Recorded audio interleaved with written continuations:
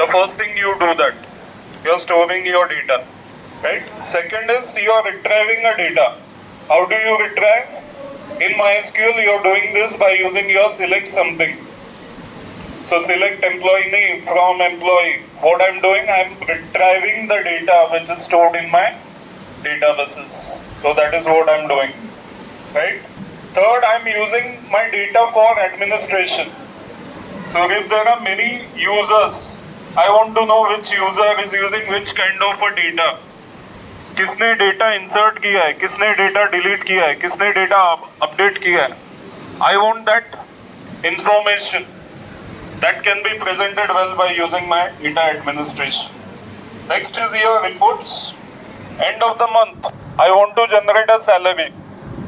So I will have to write a query. I have to generate a report to find the attendance of all the employees in the company. The same way I am going to do it for all the students, isn't it? So I have to generate a defaulters list for the student at the end of the month. So I need to know how many students are present, which particular lectures they have missed, etc. So again, I am going to write some queries to filter the reports. Okay? And finally comes your data security. Your entire data has to be highly secured. Okay, तो कैसे करोगे?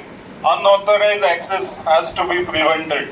So there are some techniques through which you are able to do. Now after doing this is what a database will be doing internally.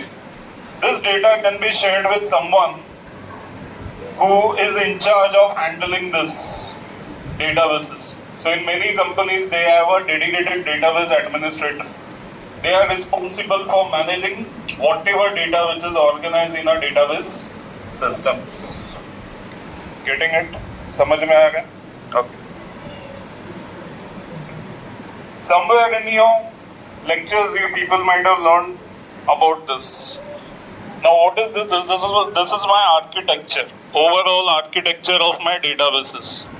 So I may have an end user. Who will be the end user? You and me, who is going to use that SQL or MySQL or Oracle, whatever you are doing, they will be my end user. I may also have a database programmer who will be programming by using SQL into your database management system, and he is responsible for managing the data into your database system. I may also have a database administrator. Now he is whole and sole responsible for whatever activities which are happening into your databases. तो कोई एक नया employee company में आ गया है, उसको rights देना है. So there might be so many different type of data. So depending upon his job profile, he'll be given a rights to use only that data. I give you an example. Let's say there is a new employee who is joining the sales team. So there might be a table of a sales. I want now this employee should be given the access on the sales table. And that is what the rights will be given by your database admin. By default, it is disabled. But whenever a new person is joining, मुझे पता है कि वो sales data उसके लिए relevant है. I have to give only that particular access to the person out there. This is when my databases becomes very, very important. All this manipulation will be done with the help of your structured query language. So what are different types of SQL? You have MySQL, popular one in academics. You have MySQL. You have Oracle. Earlier we used to work with DB2 also. You have few other databases, but that is not relevant for you. For your academic purposes, either you are going to use your MySQL or it might be your Oracle databases. These are some of the popular databases engine which you are using. We have Oracle, we have MySQL, we have MongoDB. Now what is MongoDB? Anyone heard? No. MongoDB is your NoSQL databases. It is storing not only your structured data, but it is going to store even your unstructured data which you may having. Now what is unstructured data? Structured data, you know, it's like your relational database is what you have. है ना? So you may have your records which are entered in a row and column. That is your structured data. So what is unstructured? Any data which is neither a text which can be entered directly into a database becomes unstructured in nature. Example, your photograph, images, audio, video, graphics, icon, some animated files, all those are unstructured data. This unstructured data is having not much importance when it comes to your structured databases like MySQL or Oracle. But they play a very significant role when it comes to a Mongo databases. Now if you have worked with Hadoop, Hadoop is also having its own databases which is your PostgreSQL SQL. Again, advancements. You have Maria databases, you have SQL Server. This is a proprietary software of a Microsoft. Both popular. Again, if you are using your .NET and you are doing some project and you want to store that data somewhere which is compatible with your .NET version, SQL is the best choice and always the first choice when it comes. So compatibility happens very easily. You have IBM DB2. Sometime back I have mentioned about your DB2, so IBM is having that. Microsoft is also having your Microsoft Access database. Again, very, very popular databases, but it has its own limitations. This is what you people have also studied in MySQL databases, isn't it? Data storage, data retrieval, reports, administration, data security, queries. Done? किया? कौन से queries किया? Ma'am किया है लोग ने कुछ queries? Okay. So you people might have done the simple queries, single table queries by using relational operators. है ना? Less than, equal to, greater than, equal to, by using and or. You also have subqueries. You also have joins. You have stored procedure. I am sure that you have not done that at this particular age, but later on it will be done with you people also. Right? So database itself is having so many different types of operations which you need to make exploration over here. Now, whenever you have started learning about your databases, you might have started learning with the basic. Hierarchical se bhi pehle, there was a database called as your flat file system. File, papers, what do you have? That is also information, that is also data. But problem is when I need that particular data, it will become difficult for me if I need to fetch it from the paper. Hai na? So that's why you require some other kind of databases. One of them is your hierarchical databases. We have one example over here, employee table. Okay, intern, permanent, contractual employees. These are your types of employees. And if it's the permanent, it can be manager, it can be engineer. Organizing a data in a parent and a child relationship is what your hierarchical databases is about. तो कैसे वो झाड़ की तरह दिखेंगे? It will have many branches. So the exactly your hierarchical databases will be looking like a tree-like structure. It will have one root and then you will have some branches over here. So every data will be stored in form of your records. These are called as your records. And these records are connected by using your links. Now these records are the collection of your different fields. So if I want to know in a given organization, एक company के अंदर कितने employees है, कितने permanent है, कितने contractual है, I can categorize very easily by using my hierarchical database. But इसका भी एक प्रॉब्लम है. The problem is If it is going beyond certain levels, fetching that data becomes a problem in a hierarchical databases. तो उसका substitute है network databases. Network databases are the extension of your hierarchical databases. You will see over here. So if I take an example of a data store where I have different types of people who are associated, it might be customer, it might be a cashier. Both are doing some kind of transaction.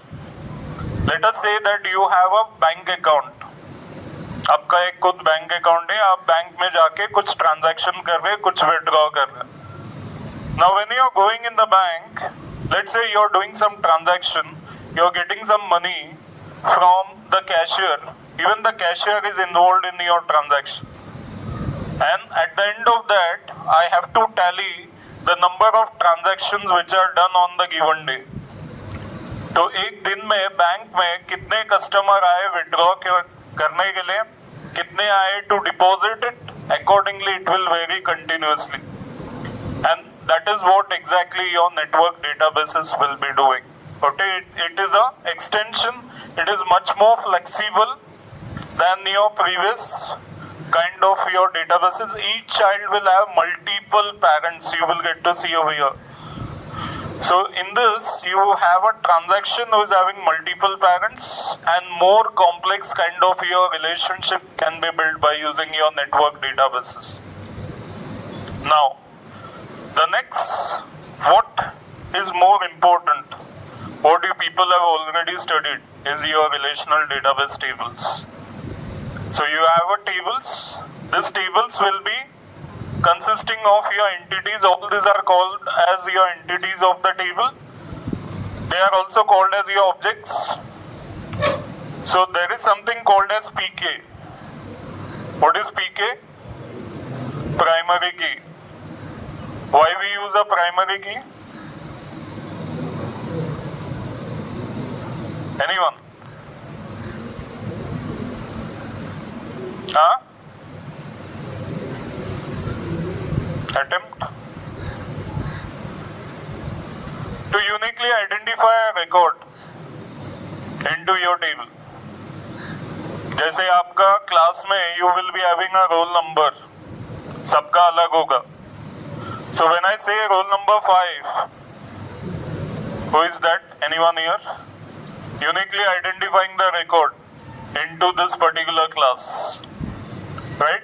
आपका Aadhaar card number, uniquely identifying you, that is your identity. So whatever you are doing, all these things are recorded against your Aadhaar card number. तो कितने bank account है आपके, कितने घर है आपका, कितना बैंक बैलेंस है, सब वो आधार कार्ड में रिकॉर्ड होता है. So by any chance, if your Aadhaar card is getting leaked, what will happen? Someone can steal your information very easily. Such kind of model can be prepared very well by using your relational database management systems. There is also something called as FK, foreign key. What do you mean by foreign key? Anyone? Huh?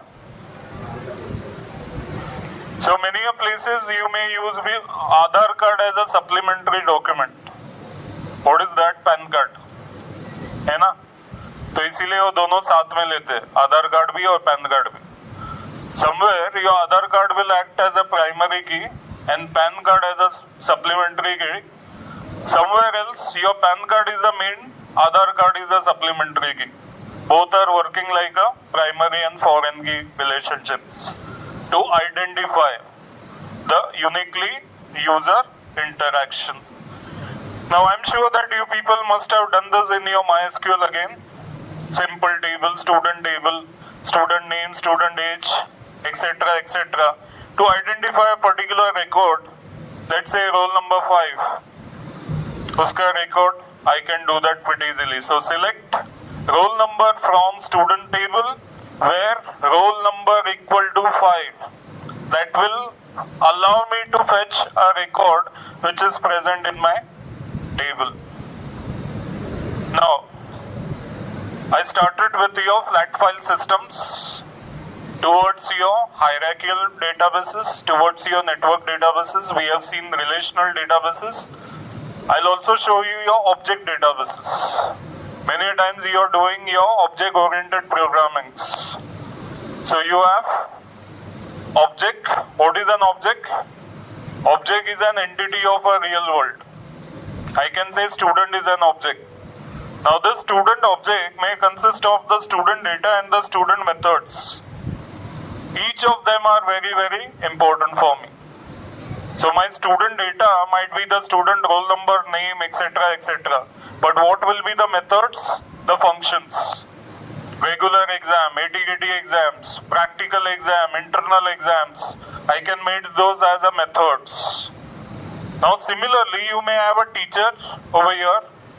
So I have a teacher object, teacher data, and teacher methods might be mapping with the student methods. So teacher is coming in the class delivering a lecture or a practical, the student has to be there. So until teacher comes or until student comes, both of them cannot function. So there is a double side mapping between both of them. And likewise, I can interact with different objects which are being kept.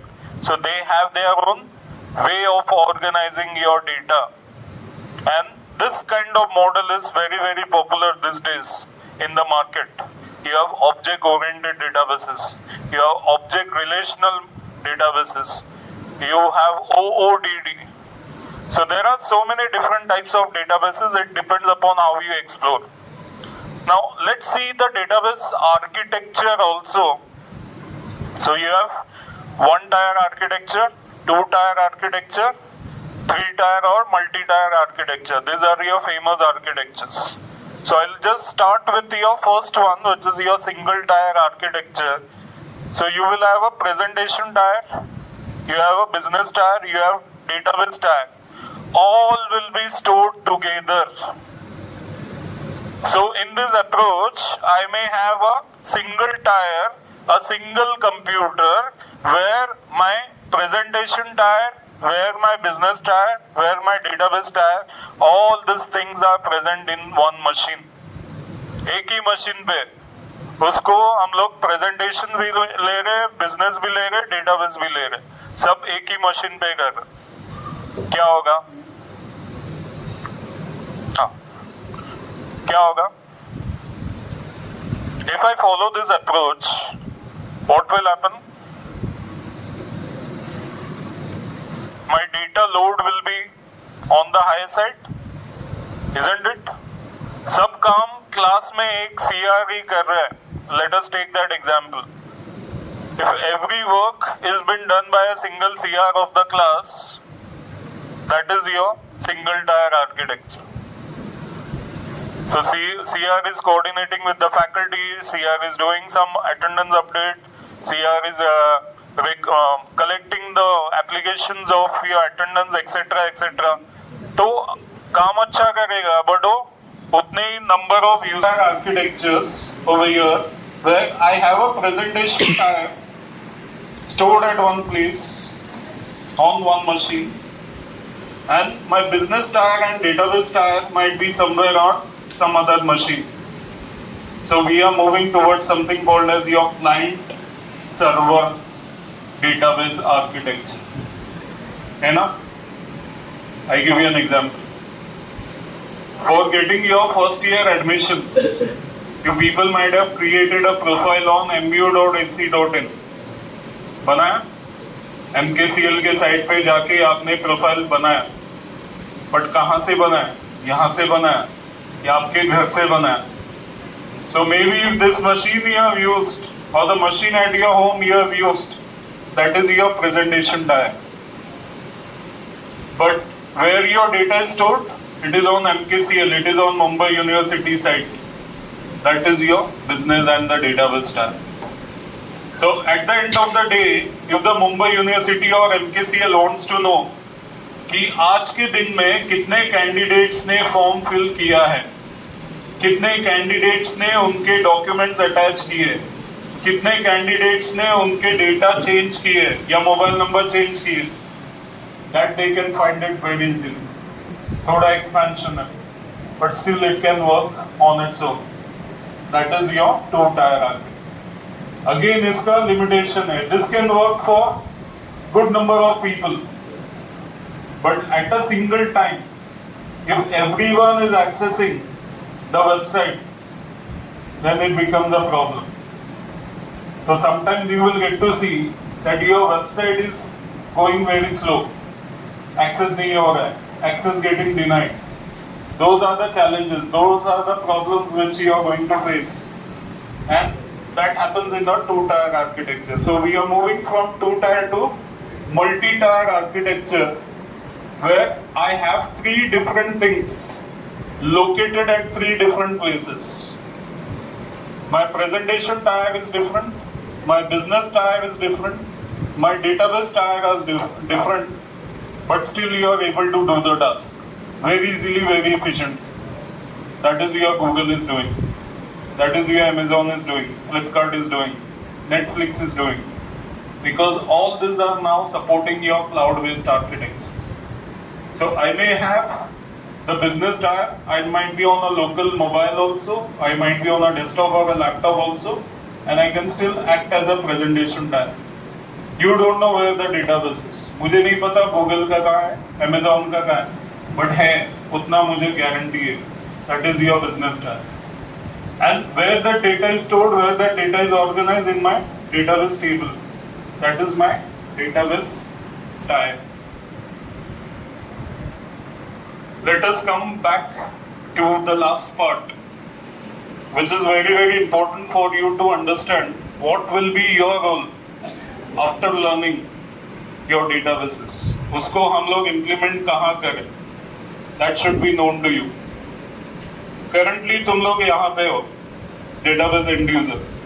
So you are learning all those simple queries, creating table, generating some reports, updating the queries, etc., etc. Now there are other roles also. You may have a role of your database administrator. You may have a role of your database programmer. You may have a role of database system administrator. ये सबसे ज़्यादा major difficulty है ये role में. These are easier, slightly easier. Database programmer is nothing. जो आज आप कर रहे हो, उसका थोड़ा सा 20% एक्स्ट्रा आपको करना पड़ेगा. That becomes your database programmer. So after learning your DBMS and you are doing a small certification on DBMS, you will be definitely getting some job opportunities in your database programming. जो आज कर रहे हो वही आपको company में करना है. Add, insert, delete, update, alter, reports. यही काम होता है जो database प्रोग्रामर का होता है, बट दोनों में एक फर्क है. एप्लीकेशन प्रोग्रामर जैसे पाइथन, जावा आपने सीखा रहेगा या सीखोगे, C++, you may have .NET, right? तो इसकी डिमांड है, इसको यूज करके you are going to write some scripts to store that data into your databases. That is the job of your application program. So though I am having a knowledge of Python and I want to do a mini project, I want to do some projects in your Python, I can do that pretty easily. But I have to integrate the data into my databases. Amazon का भी एक site है, उनको भी database लगता है. You have a Flipkart also. Flipkart is also having. Your YouTube also. YouTube is also having its own databases. Netflix is having its own databases. सबको database लगता है because that is a place where you are organizing your data, right? So this is where your integration of your application programmer comes into a picture. So market में बहुत सारे jobs है as a database programmer, application programmer. आप naukri.com पे जाओगे, आपको बहुत सारे जॉब अपॉर्चुनिटीज मिलेंगे. इसके लिए आपको थोड़ा और प्रैक्टिस करने की जरूरत है. In fact more than a practice, you have to do some good certification to become a database administrator, because अभी आपका responsibility is to maintain and manage your entire databases which you have stored into your database. तो ये achieve करने के लिए आपको थोड़ा सा एक्सपीरियंस लगेगा यहाँ पे, plus some certification, plus some skill set. You have to develop that. Only then you become a database administrator. इसके अलावा there are so many other job opportunities. You can become data analyst. Data analyst, many times in many different areas you can become a data analyst.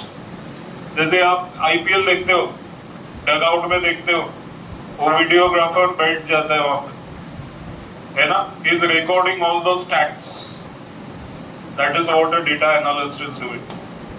So I want to know why the Rohit Sharma is getting frequently out. How many times he has done that? कौन से score पे out होता है, कैसे out होता है? That is what a data analyst is maintaining the records. Again, a good career opportunity. Then you can become data engineer. Okay, again it's an extension to your data analyst. After spending some lot of good experience as a data analyst, you can promote yourself to a data engineer, where the expansion you need to know. Let me give you an example. Stock market नीचे जा रहा है, आप लोगों ने सुना रहेगा, अडानी का stock prices are falling. Why? You need to gather that information.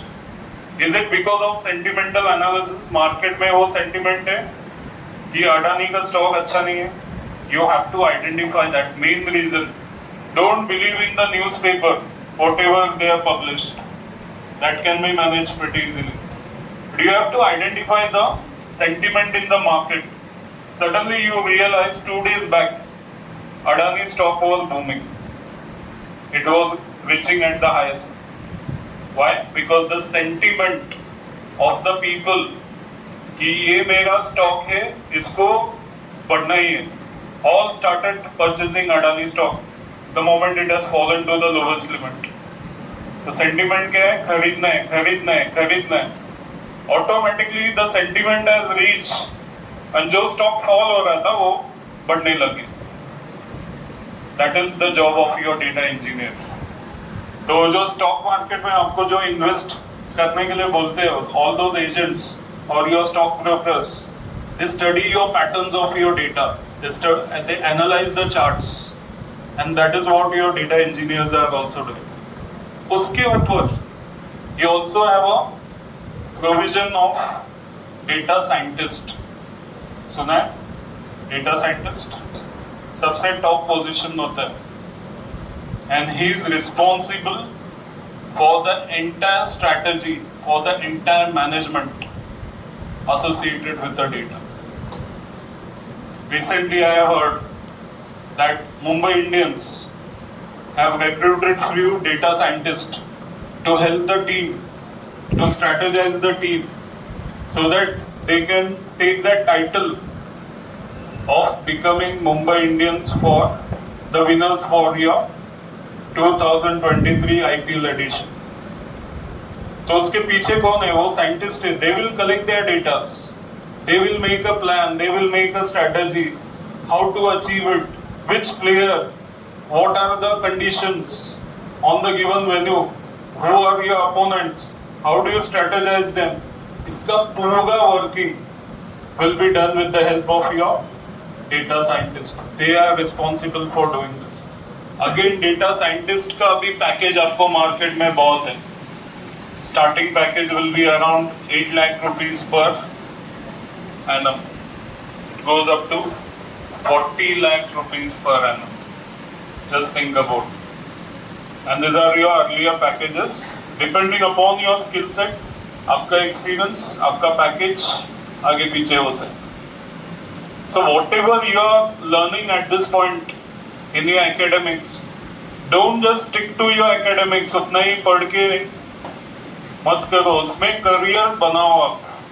That is more important for you to make it. Right? So that's all what I have. Any questions? Anyone?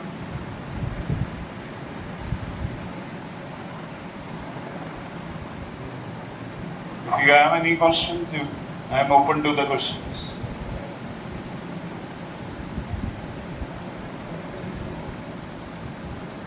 Okay, thank you.